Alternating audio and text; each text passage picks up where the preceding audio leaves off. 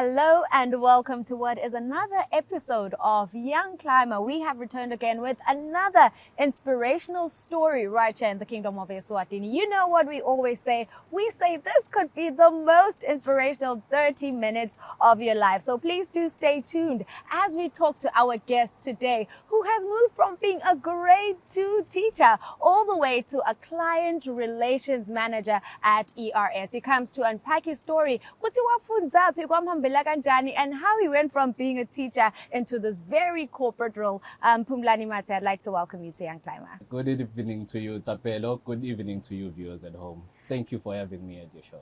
Thank you very much for joining us. This one is a long-awaited one. We have waited, for the longest time to have you here, but I'm glad that you have joined us to unpack your story. Today you sit here as a corporate giant, but we need to backtrack a little to Phumlani Lebegang Tishela Waga Grade 2 in one of the most remote areas here in the Kingdom of Eswatini. Can we just backtrack to that? And what are some of the lessons, that you picked up in that chapter of your life? What did those things teach you, or that experience teach you, that you now incorporate in your work ethic? Okay. So the school is Ntutwagazi Primary School down there, Elbonjeni. Very remote, like you say, and I found myself teaching there immediately after graduation, after my BCom at the varsity. So getting there, Tapelo, was quite an experience, we had students there who had never seen a tar road, for instance, just a basic tar road. So you can imagine how far removed from what we think life is they are. So getting there and having to interact with them, I discovered that I knew very little about life because I had grown up in Manzini and went to the varsity there in Gwaluseni. So I knew very little about life and the different facets and where people come from. So being there and learning these new ways of life and having something to impart to those learners was very fulfilling for me. And it taught me that as a person, you can look at yourself now, but there's just a lot of space that you can occupy. There are a lot of people that you can assist. There are a lot of people who are less privileged than you in life that you can go to and have an impact on, So for me, it was a game changer. It was a game changer for my life, And you did not only instill it, in your grade 2 learners and how you taught them, but you also you carried your teaching principles to business studies at Eswatini, where you led students to incredible results, even producing top performing learners. What principles did you instill in them that contributed to their success? When I got to Eswatini High School, I found a couple of teenagers, and what I found lacking for them was passion. What I wanted to do for them was ignite some sort of passion that will push them to be the best they can be. So I tried my best. I got to that space. I tried my best to be the epitome of a successful person in their eyes. Also in the way I dressed, in the way I spoke, in the way I interacted with them. I wanted them to look at me and believe in something and believe they could be something. So when I got there, that is what I did. And for these learners, I took it from there and then instilled that to get to where you want to be, discipline is key. So more than anything, that is what I imparted from them. You can do anything. You can be anything as long as you're disciplined enough to start and follow through with your ambitions. And, there's something so profound about you. You're talking about being anything. And I feel like the foundation for you was laid down by your father. You did speak about your father being a security guard, but managing to, provide for you guys and give you solid foundations, you and your siblings, be it in school, your education. What are some of the valuable lessons that you learned from him that you're now carrying throughout your life? My father, man. I look up to that man. I really believe he achieved the impossible. But having done that, he taught to me that anything is possible because, like you say, he was a security guard. And I had 6 siblings, all going to schools in town, so you can imagine how much that would cost. I still don't know how he actually did it in terms of how he paid for everything. But he woke up every day and pushed himself because he just set his priorities straight and made sure that what he wants to get done is done. So through a bit of cotton farming, through a bit of raising cattle and his job, he could pull together the resources to get us through.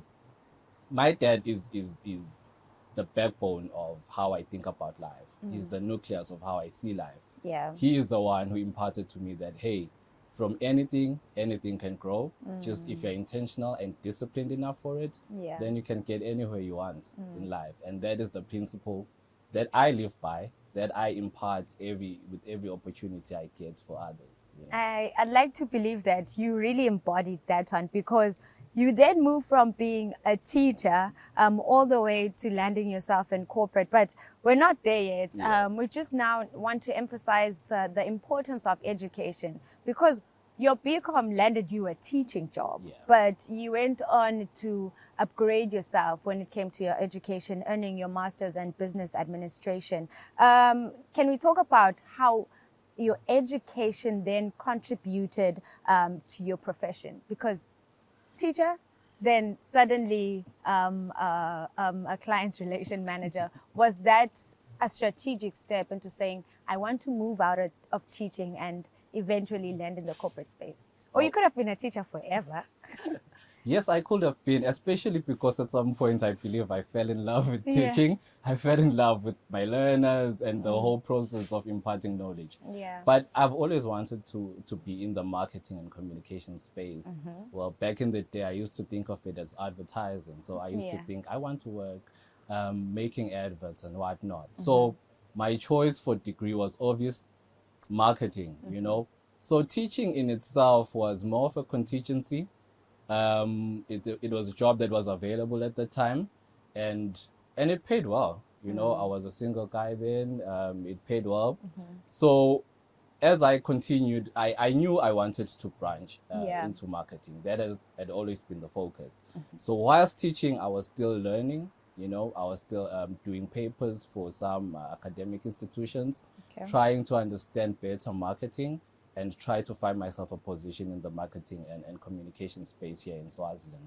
So eventually when I stopped teaching in 2015, Yeah. that is when I decided, hey, I'm pursuing this dream. It's been a monkey on my back for Yeah. so long, so I just need to go out and pursue it with all that I have. Yeah. Again, I think that draws from what you said about my father. You know, how for everything you want, you should just lay yourself out and take it, roll with the punches until you get there. Yeah. Yeah. And there's a punch that punched you harder than all the punches. After leaving your teaching job, you said you were homeless for 8 months. Yeah. What was going through your mind during that time, and what kept you going? That was the biggest punch Yeah. that I've ever taken. This is 2016. So I stopped teaching and I come back to Manzini, Yeah. you know, and I get a one room there, still trying to sort my things out because I didn't quite have a solid plan, Yeah. you know, but I just knew the direction I was taking. So yeah, I found myself a bit in a fix there and having to manage the landlord and whatnot. And until I met a friend of mine that I had gone to varsity with, Yeah. Sabelo, yes. So with that guy, we started a bit of a business. So basically, we just went to a shop and bought your USBs. They used to move very quickly back then. Yeah. So bought a couple, and then we sold them. Literally sold them there by by Manzini. We found a small office there. We started and we grew, sold cables. Actually, that shop is still very much alive today. Oh, And okay. it employs like three people, yeah. You owning it. Well, in the background directorship. Oh, okay. Yeah. That's beautiful. At least your success story is very visible. Yeah. But what did that time teach you about entrepreneurship and financial resilience? Entrepreneurship, it taught me that it's a real solution. It is actually a real solution to some of the financial challenges that we as young people face. Yeah. You know, you can actually really start a business. Yeah. You know, it's possible. You can sell, you could produce if you have a skill, but you can produce and sell and make money to sustain yourself and actually live. So for me, that was a profound lesson because most of the time we just think of life as a career and being employed somewhere, you know, only to find that you can actually establish yourself and start small. Also, Yeah. that was the biggest lesson, because our initial capital then was not more than 10,000 Malangeni, Okay. for everything, including the rent, including production. Yeah. So from there we grew, and to a story where today the business still stands without having any external injections.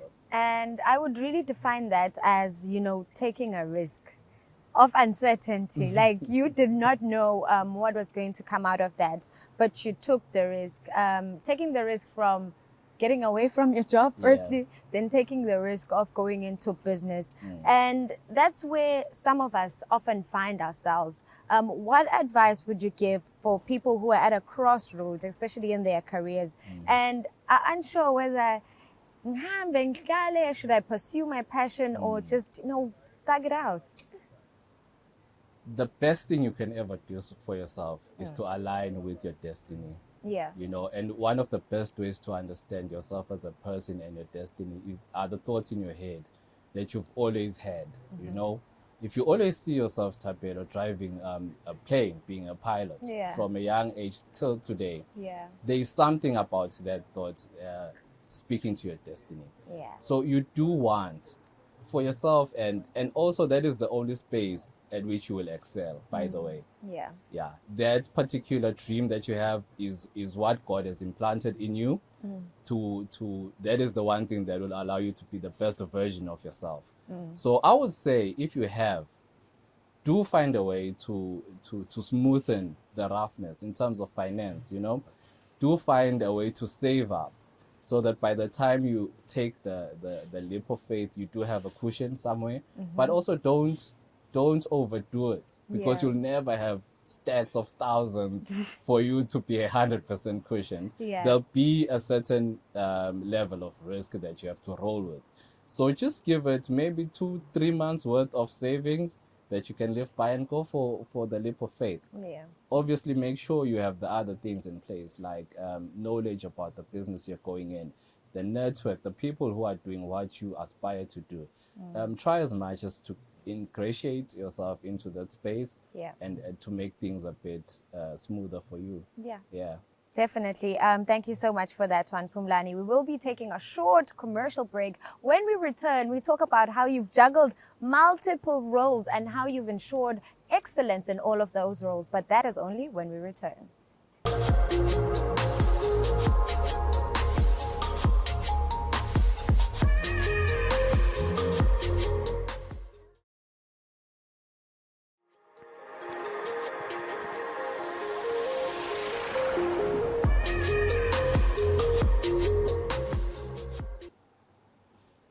Welcome back. If you just tuned in, you are tuned in to Young Climber, and we have returned. Today we're talking to Phumlani Matse. He unpacks his story now about working in diverse roles. You've handled so many roles, but how have you ensured excellence in all of the roles that you've had?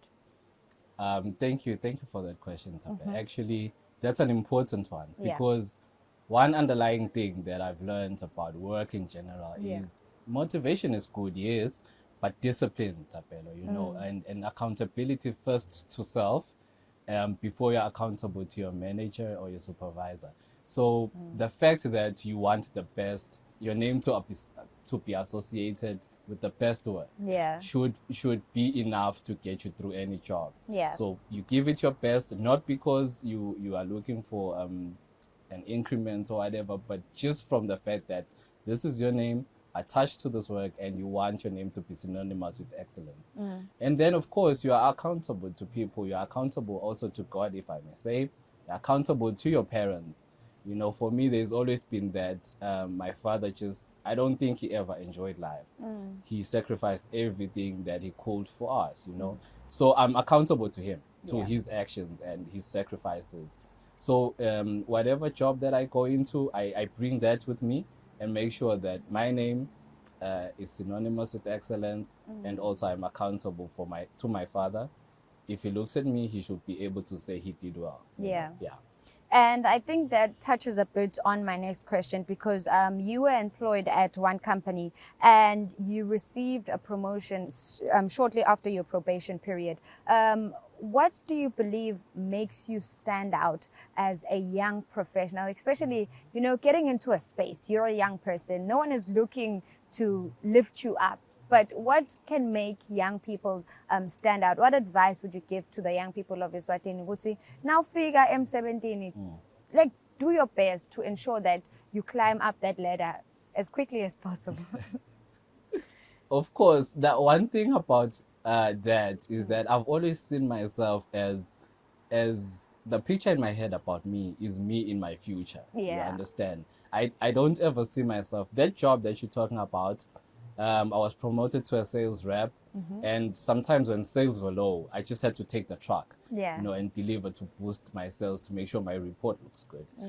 So I've always seen myself as the person that I am going to meet in the future, and I always put in that amount of work. I never think of myself as now I'm driving a truck.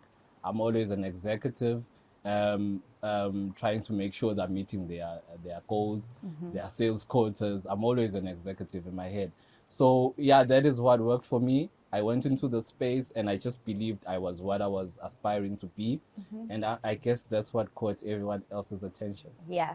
And then the one tricky part about the very same job is that you resigned a week after receiving a company car. Which most people would hesitate to do because I was so security. But could you emphasize knowing when the right time to leave is, despite the security the job gives you? Yeah. So it goes back to what you want and that voice in your head. So that voice in your head is basically your compass telling you, this is where you're going to, and now you are here. And you should be able to see when an opportunity opens, this opportunity is taking me where I really want to go. So that's what happened for me. It was a very random thing because even my movement had been because of an application I had done years before. So that's just God coming through, 3 years later. I'm like, wow, a call from this company, and I had to leave because it offered, a better growth opportunity in terms of becoming in the marketing space that I was looking for. And today, now we're bringing it to today. You're in your future, that future that you're thinking of. I'd like to believe now. You're a client relations manager at ERS. Can you just describe this role? Because we're given new terms now that we know nothing about, but can you describe the role and how you see the marketing industry, evolving?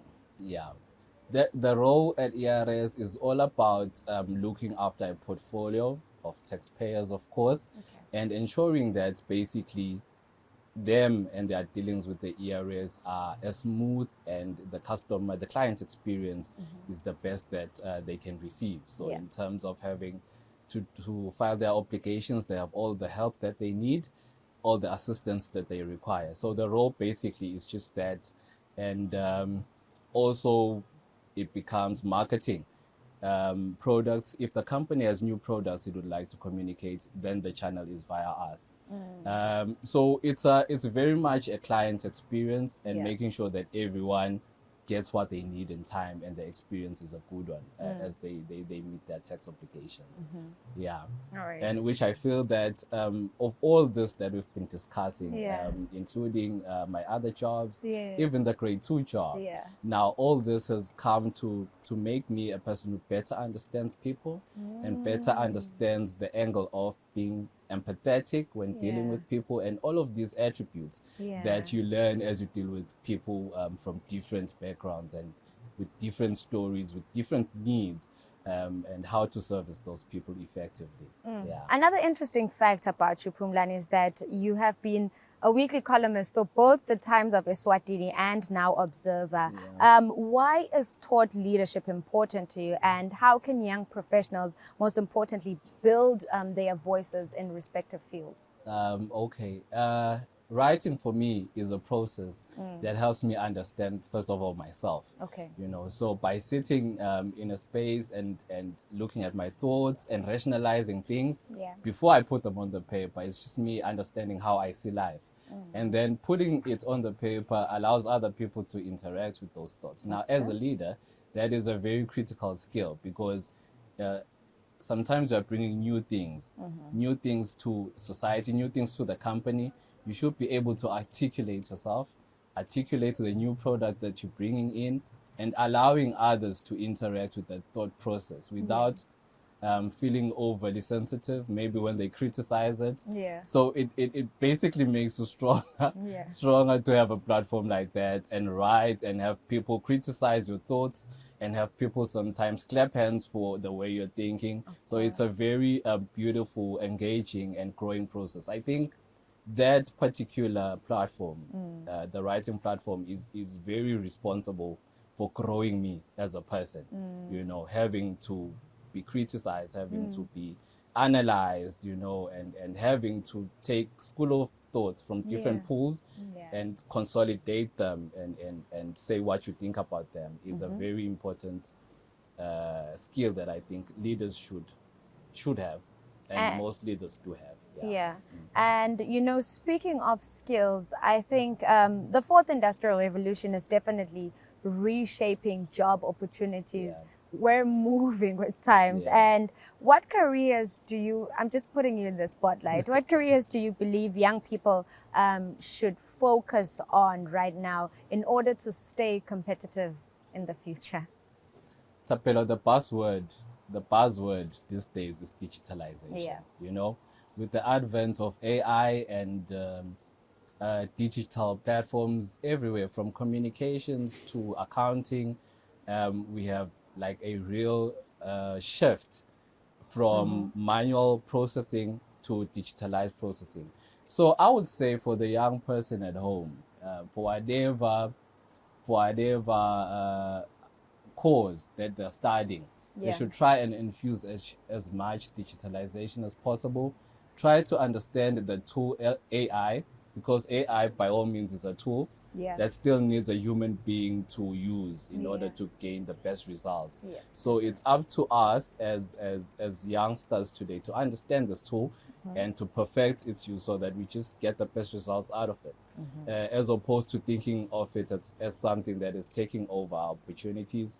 It is something that's actually enhancing our opportunities. And with you personally now, just think of yourself. You've achieved a lot. Academic excellence, you know, academic success rather, career growth, and, you know, you're strong personally, you have a strong personal brand. But which one are you the most proud of when it comes to these three things? You are really putting me in the spotlight, because these things for me, they feed into each other, and it's the synergy between these three things that make me you know, my brand, my career. But because I've put so much into my career growth, I really am happy. I look back and I sometimes don't believe I've come this far. And so I would say my career growth is the biggest achievement that I've had, and that is the one that I'm still working very hard on, as I see myself still progressing in the future. And what have been some of your most difficult moments in your career or profession, and how did you manage to overcome them? The most difficult thing is something that you touched on earlier, finding yourself in a space that you think you're not prepared for. Finding myself teaching, in my mind I was not prepared for teaching, as I just done my BCom, you see. So I had to learn fast. I had to learn a lot, and I had to immerse myself in various knowledge outlets to understand what I'm doing, to understand how best to get the best of myself for my learners. So that's the most difficult thing, and it happens a lot these days. You find that you've done a course in one discipline, but the opportunity is now arising in something quite different from what you expected. But what I could say when you find yourself in that space is it's pretty much still the same thing. And looking back now, I think you are there in that space to learn. There is something for you that you need to learn in that space that you will need very much in your future. So the best way that the universe has decided to teach you this lesson is to put you where you actually will learn it. So also learning skills, adaptation skills, and all these other skills that you will need in your life. Because believe me, finding yourself in a job that you're not prepared for will teach you that with effort you can do pretty much everything. Yeah. And obviously, the famous question. Yeah. If you could give one final piece of advice to a young person who feels lost or discouraged, or not even a young person, someone who's already working, maybe in the teaching space, because we are sometimes unfortunate to find ourselves in spaces where we're just pushed to not where we wanted to be. Like, you find yourself taking on a teaching career when that wasn't really your passion. But we've seen hope with you. There is definitely space to move up and be what you want to be. What advice would you give to someone who's lost, discouraged, looking to move in their position, and just for their future? Yeah. Yeah. For you to move to the right direction, Tapelo, you need to be what you think you are. You know, you need to show the skills that you are in, probably not in the job that you're looking for now, but you need to show that this is the virtues that have to be evident with you.